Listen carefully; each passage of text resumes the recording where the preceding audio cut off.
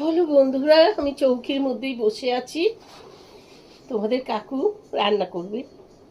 আজও কাজের মেয়ে আসেনি, না আসার জন্যে বুঝতেই পারছো রান্না তোমার কাকুকে করতে হবে। আমি চৌকি থেকে নামতে পারছি না, নামলে আমার হাফসানোটা বেড়ে যাচ্ছে। আমি চৌকিতে বসেই শাকগুলো বেছে দিচ্ছি। তোমার কাকু রান্না করবে। আর এটা হলো কাটুয়া ডাঁটা, আমরা এটাকে কাটুয়া ডাঁটা বলি। কাটুয়া ডাঁটার ডাল হবে, মাছ হবে। চলো শাকগুলোকে এখন বেছে নিচ্ছি। বুড়ো ডাঁটাগুলো শাক ভালো হয় না, তাই বাদ দিয়ে দিচ্ছি।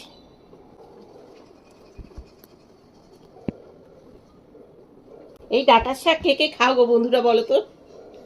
কে কে খাও, কে কে পছন্দ করো? আমি তো এইসব জিনিসই পছন্দ করি। আমাদের যখন বাড়ি ছিল না, আমাদের বাড়িতে বিশাল বড় মতো, এই মোটামুটি এতটুকুনি না, আরো মোটা মোটা সব গাছ হতো। আশেপাশে সবাইকেও দিতাম, নিজেরাও খেতাম। দারুণ হতো জানো খেতে। ওই ডাঁটার ডালগুলো না দারুণ টেস্টি হয়।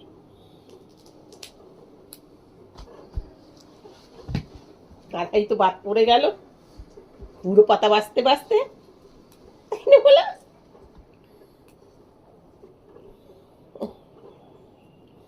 একটু গুছিয়ে দিলে তাও ওর সুবিধে হয় আর কি, বুঝতে পারলে?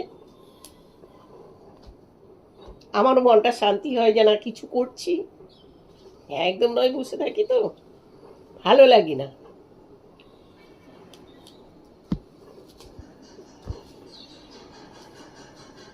আর কবে ভালো হবো? এর মধ্যে গিয়েছিলাম না কেনাকাটা করতে, ইয়েতে গো, পুজোর কেনাকাটা।